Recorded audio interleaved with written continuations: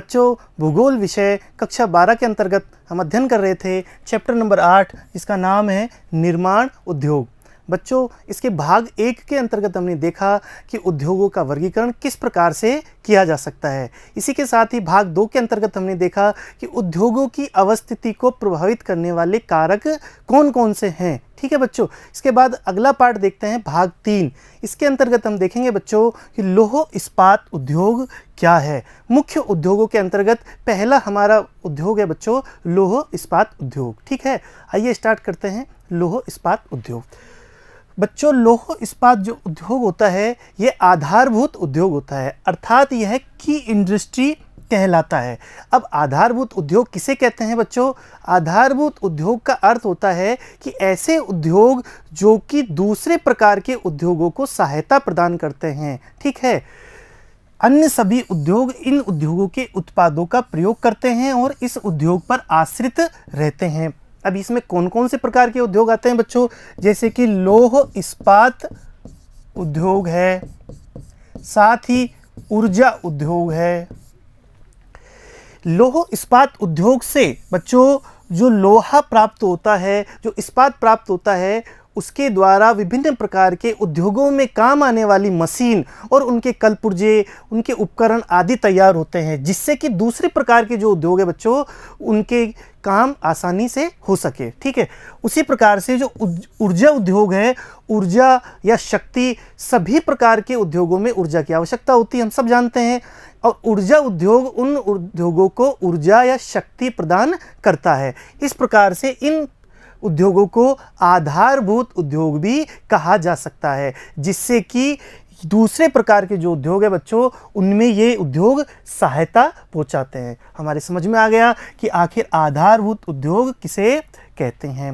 अब बच्चों, लौह इस्पात जो उद्योग होता है यह एक प्रकार से सूचकांक भी है आर्थिक वृद्धि का। किस प्रकार से कि प्रति व्यक्ति इस्पात का जो उत्पादन होता है बच्चों, प्रति व्यक्ति इस्पात का उत्पादन वो किसी भी देश के आर्थिक वृद्धि का द्योतक होता है। ये दर्शाता है कि उस देश की आर्थिक वृद्धि कितनी हुई या कितनी कम हुई। क्या देख करके?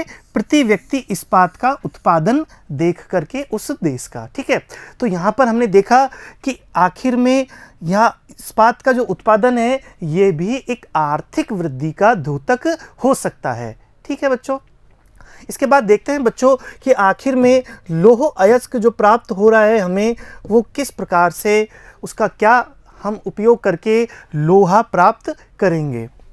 बच्चों, लौह अयस्क से हम लोहा प्राप्त करते हैं। ठीक है, हमने बताया था कि प्रकृति से जो प्राप्त खनिज है वो सीधे तौर पर हमें प्रकृति से प्राप्त नहीं होते, वो अयस्क के रूप में हमें प्राप्त होते हैं।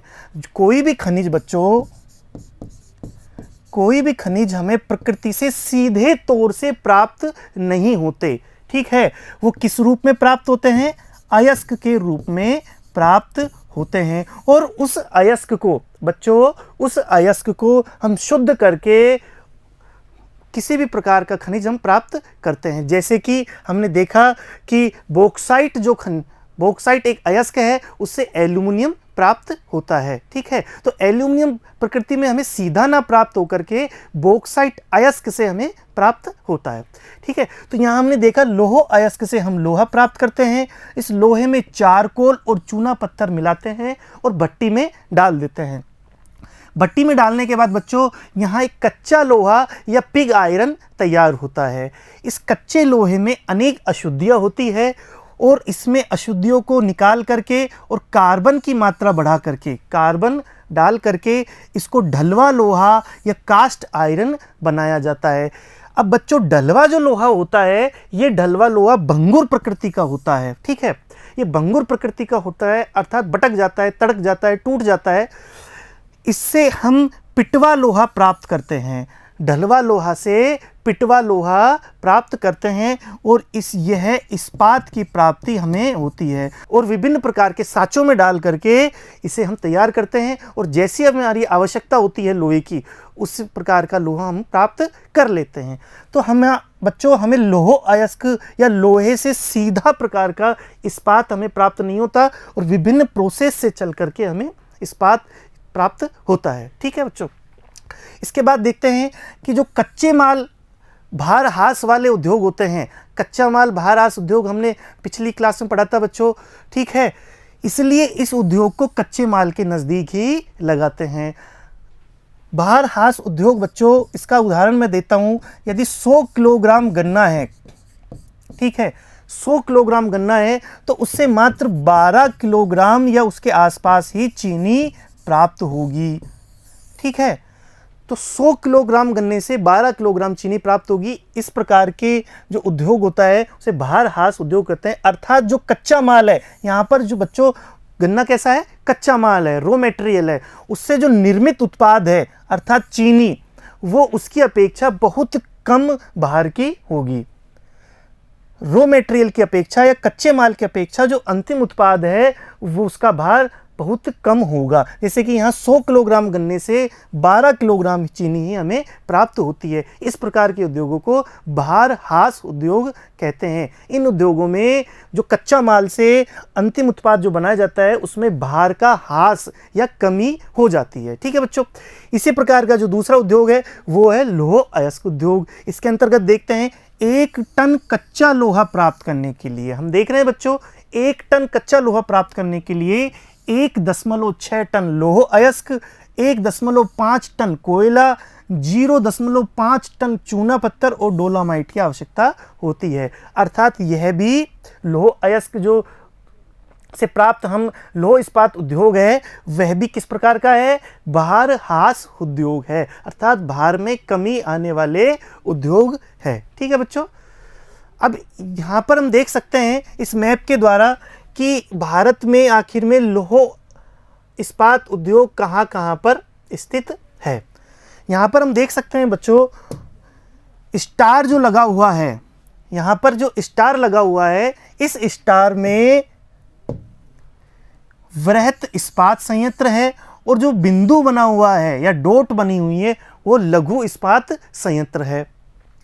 अब वृहद इस्पात संयंत्र की मैं बात करूं बच्चों तो पश्चिम बंगाल में दुर्गापुर, बरनपुर, झारखंड में बोकारो, जमशेदपुर, उड़ीसा में राउरकेला, पाराद्वीप, गोपालपुर, ठीक है बच्चों, तमिलनाडु में सलेम, कर्नाटक में भद्रावती, विजयनगर, महाराष्ट्र में डोलवी, छत्तीसगढ़ में भिलाई, ये संयंत्र भारत के वृहद इस्पात संयंत्र है, अर्थात बड़े मात्रा में जहां पर इस्पात का उत्पादन किया जाता है। इसके अलावा छोटे या लघु इस्पात संयंत्र है वो भारत में विभिन्न स्थानों पर है। मानचित्र में इन्हें देखना है बच्चों और हमारे खाली मैप में इन्हें दर्शाना है। बच्चों इस मानचित्र के अंदर जो भी हमारे वृहद इस्पात और लघु इस्पात संयंत्र हैं वो हमारे एग्जाम में आ सकते हैं एक छोटे क्वेश्चन के रूप में या मानचित्र में दिखाने के लिए। मानचित्र से संबंधित जो प्रश्न होते हैं बच्चों उसमें भी आ सकते हैं, इसलिए इनको ध्यान से देखें और ध्यान से हमारे मैप में अंकित करें, ठीक है। इसके बाद देखते हैं बच्चों टाटा लौह इस्पात कंपनी। भारत की पहली जो लौह इस्पात कंपनी थी आधुनिक भारत की, वो थी टाटा लौह इस्पात कंपनी या टिस्को। तो बच्चों इसकी स्थापना 1907 में हुई थी। अब आपके दिमाग में ये आ रहा होगा बच्चों कि जब 1907 में पहली लौह इस्पात कंपनी लगी थी तो क्या इससे पहले लौह इस्पात संयंत्र या लोहा नहीं बनाया जाता था? बिल्कुल सही सोच रहे हो बच्चों आप, उससे पहले भी लोहा बनाया जाता था। और हमारे यहाँ भारत में तो बच्चों अशोक के काल का लौह स्तंभ दिल्ली में अवस्थित है। कहाँ पर है? दिल्ली में अवस्थित है। अब इतने सैकड़ों वर्ष के पश्चात भी इस लौह स्तंभ में अभी तक भी जंग नहीं लगी है, लेकिन हम देखते हैं हमारे आम जन में किसी भी लोहे में जंग लग जाती है। अर्थात सैकड़ों वर्ष पूर्व ही हमारा भारत का लौह इस्पात जो कारखाने थे, लौह इस्पात जो संयंत्र थे बच्चों, वो उन्नत प्रकार के थे, अच्छी प्रकार की उनमें तरक्की की गई थी। लेकिन मैं बात करूं बच्चों आधुनिक भारत की, तो आधुनिक भारत में सबसे पहला सफल लौह इस्पात जो संयंत्र था या कारखाना था 1907 में जमशेदजी टाटा ने, ठीक है, जमशेदपुर या फिर उस तात्कालिक समय में एक गांव था, एक स्थान था, उसका नाम था साकची, वहां पर स्थापित किया था। ठीक है, 1907 में जमशेदजी टाटा ने साक्षी नामक स्थान पर आधुनिक भारत का पहला लौह इस्पात संयंत्र स्टार्ट किया था। ठीक है, और बाद में उस साक्षी नामक स्थान को बदल करके जमशेदजी टाटा के सम्मान में जमशेदपुर कर दिया गया। ठीक है बच्चों, तो आधुनिक भारत का पहला लौह इस्पात संयंत्र स्थापित हुआ। अब यहाँ पर क्यों हुआ, इसके ऐसे कौन कौन से कारण थे और वो क्यों सफल हुआ और ये कैसे कैसे सरवाइव कर रहा है, आइए देखते हैं। कि वहाँ पर उच्च कोटि का हेमेटाइट लौह अयस्क पाया जाता है। उस क्षेत्र में उच्च कोटि का हेमेटाइट लौह अयस्क हमें मिलता है। हमने देखा था बच्चों 4 प्रकार के लौह अयस्क में हेमेटाइट प्रकार का जो लौह अयस्क है वो उच्च कोटि का होता है। ये कहाँ से प्राप्त होता है बच्चों? गुरु महिसानी, बादाम पहाड़ जो कि मयूरभंज में है, नोआ मंडी से उच्च कोटि का लौह अयस्क प्राप्त होता है। किसको प्राप्त होता है बच्चों? टिस्को कंपनी को। इसका फुल फॉर्म क्या है? टाटा लौह इस्पात कंपनी, और शॉर्ट फॉर्म में बोलते हैं इसको टिस्को। ठीक है, तो टिस्को कंपनी को उच्च कोटि का हेमेटाइट लौह अयस्क कहाँ से प्राप्त होते हैं? इन क्षेत्रों से प्राप्त होता है, और इनकी दूरी बहुत ज़्यादा ना होकर के कम है, अर्थात 75 से 96 किलोमीटर, अर्थात बच्चों 100 किलोमीटर से कम दूरी पर ही लौह अयस्क इस कंपनी को मिल जाता है। इसके बाद मैं बात करूं कोयला भी झरिया, पश्चिम बोकारो और जमदोबा आदि स्थानों पर प्राप्त हो जाता है, और इनकी भी मैक्सिमम दूरी बच्चों 177 किलोमीटर है, जो कि उद्योग की दृष्टि से कोई बहुत ज़्यादा नहीं है। मुख्य रूप से बच्चों 2 चीज़ों की आवश्यकता होती है लौह इस्पात कंपनी के लिए, एक तो लौह अयस्क का होना और एक कोयले का होना। ये दोनों ही खनिज बच्चों इस कंपनी के नज़दीक स्थित है। इसके अलावा और सुविधाओं की मैं बात करूं बच्चों इस कंपनी के लिए, तो क्वार्जाइट बालू की आवश्यकता होती है भट्टियों को लिपाई के लिए। ठीक है बच्चों, तो वो भी मात्र 10 किलोमीटर दूर काली माटी नामक स्थान से प्राप्त होती है, मात्र 10 किलोमीटर दूर। मैग्नीज की आवश्यकता होती है बच्चों, वो मात्र 50 किलोमीटर दूर नोआ मंडी से प्राप्त हो जाता है। चूना पत्थर तथा डोलामाइट वीरमित्रपुर तथा हाथीबाड़ी से प्राप्त हो जाता है। और यदि मैं बात करूं श्रमिकों की, तो गंगा घाटी वो जो क्षेत्र है बच्चों झारखंड में, गंगा घाटी क्षेत्र होने के कारण वहाँ झारखंड, बिहार, पूर्वी यूपी, पश्चिम बंगाल उस क्षेत्र में सघन जनसंख्या है, जैसा कि हमने जनसंख्या वाले चैप्टर में भी देखा था। तो उस पूरे क्षेत्र में सघन जनसंख्या है, इसलिए आसानी से श्रमिक भी मिल जाते हैं बच्चों।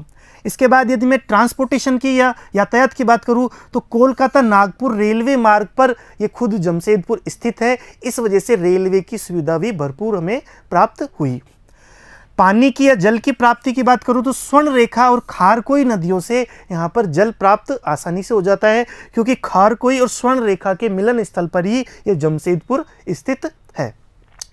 यदि मैं आयात निर्यात की बात करूं बच्चों, तो कोलकाता बंदरगाह से मात्र 240 किलोमीटर की दूरी पर होने के कारण आयात निर्यात में सुविधा होती है। अब जैसे कि इस कंपनी को बड़ी मशीनों की आयात करना पड़े, निर्माण के लिए बड़ी मशीनें या टेक्नोलॉजी या किसी भी चीज़ की आयात करना पड़े, तो मात्र 240 किलोमीटर दूर बंदरगाह है।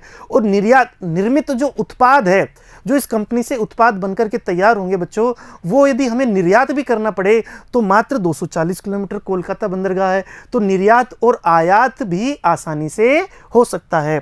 इसके बाद मैं बात करूं तो कोलकाता मुंबई रेल मार्ग पर यह खुद स्थित है, तो ट्रांसपोर्टेशन की किसी भी प्रकार की समस्या नहीं है।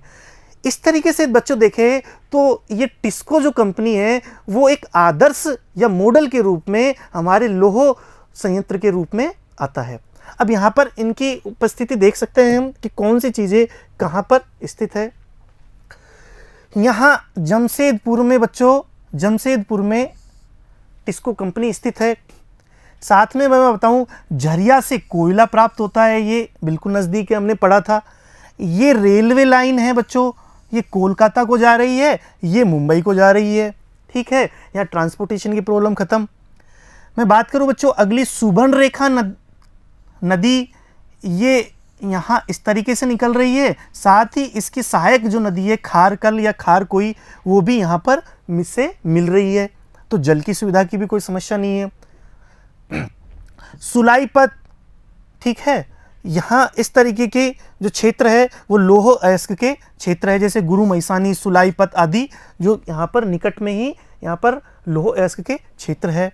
इसके अलावा बात करूँ वीर मित्रपुर, ठीक है, कोइल आदि सारी सुविधाएं यहाँ पर नज़दीक में ही सारी सुविधाएं उपस्थित होने के कारण यह एक मॉडल के रूप में हमारे भारत में, जो कि लौह संयंत्र में, लौह इस्पात संयंत्र में मॉडल के रूप में हमारे भारत में काम आता है। ठीक है बच्चों, इसके बाद देखें हम दूसरा है हमारा भारतीय लोहा और इस्पात कंपनी इस्को।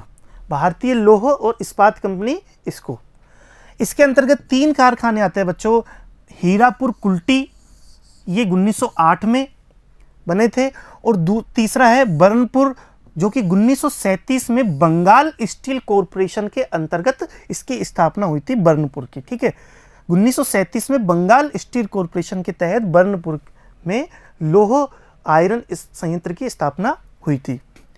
बाद में जाकर के क्या होता है बच्चों, ये 1952 में तीनों को कंपनी बना दिया था, और इनकी एक नई इस्पात कंपनी बनाई गई जिसका नाम था भारतीय लौह और इस्पात कंपनी इस्को। ठीक है, यहाँ पर बच्चों हीरापुर में केवल ढलवा लोहा तैयार होता है, जबकि उस ढलवे लोहे को कुल्टी भेज करके इस्पात बनाने का काम किया जाता है। हीरापुर में बच्चों मात्र ढलवा लोहा तैयार होता है, और हीरापुर से उस ढलवे लोहे को भेज दिया जाता है कुल्टी में, और कुल्टी में क्या होता है, कुल्टी में उस इस्पात बनाया जाता है। अर्थात दोनों संयंत्र हीरापुर और कुल्टी मिलकर के काम करते हैं। ठीक है, और इनकी स्थापना हुई थी 1908 में, जबकि इसके अलावा जो संयंत्र है बरनपुर, वो 1937 में इसकी स्थापना हुई थी बंगाल स्टील कॉरपोरेशन के तहत। बाद में तीनों कंपनियों को मिलाकर के 1952 में भारतीय लौह और इस्पात कंपनी बनाई दी गई थी, और 1972 तक आते आते बच्चों इसकी क्षमता काफ़ी कम हो गई थी। इस कारण से भारत सरकार ने इसका राष्ट्रीयकरण कर दिया था, अर्थात सरकारी कंपनी ये बन गई थी। ठीक है, इस प्रकार से हमने इसको के बारे में इसके विस्तार से देखा। इसकी प्राप्ति कहाँ कहाँ से होती है, लौह अयस्क सिंहभूम से तथा मयूरभंज से प्राप्त होता है, और कोयला झरिया व रानीगंज जो कि नज़दीक है यहाँ से प्राप्त होता है, और जल बच्चों बराकर नदी से प्राप्त होता है। आइए मानचित्र में इसकी स्थिति देख लेते हैं कि किस प्रकार से है। यहाँ हीरापुर बच्चों, ये बरनपुर और ये कुल्टी, तीनों संयंत्र बिल्कुल आसपास में स्थित है। यहाँ ये रेलवे लाइन जा रही है, ये रेलवे लाइन जा रही है बच्चों इस प्रकार से, और ये दामोदर नदी बह रही है, ये बराकर नदी बह रही है। हमने बताया कि दामोदर और बराकर नदी बिल्कुल नज़दीक में बह रही है। ठीक है, ये दामोदर नदी बह रही है, और ये बराकर इसकी सहायक नदी है, वो भी यहाँ पर इससे मिल रही है। इसके बाद में देखो बच्चों, तो कोयला की खाने यहाँ पर झरिया कोयला खान बिल्कुल इसके नज़दीक है। इसके अलावा यदि मैं और बात करूँ तो गुआ क्षेत्र, वीर मित्रपुर, ठीक है, ये बिल्कुल इसके नज़दीक ही खनिज के जो क्षेत्र हैं वो बिल्कुल इसके नज़दीक ही स्थित है। सारी सुविधाएं इसको भी आसपास के क्षेत्रों से मिल जाती है। इस प्रकार से हम देख सकते हैं कि भारतीय लौह और इस्पात जो कंपनी है वो यहाँ पर सर्वाइव कर रही है। ठीक है बच्चों, तो आज हमने थर्ड पार्ट में देखा कि भारत में स्थित कुछ लौह इस्पात जो कंपनी है वो कहाँ पर है, उनमें खनिजों की प्राप्ति कहाँ से होती है आदि चीज़ें। अगली क्लास में हम देखेंगे कि बाकी बची हुई इस्पात कंपनियाँ कौन कौन सी है और उनकी स्थिति कहाँ पर है। धन्यवाद बच्चों।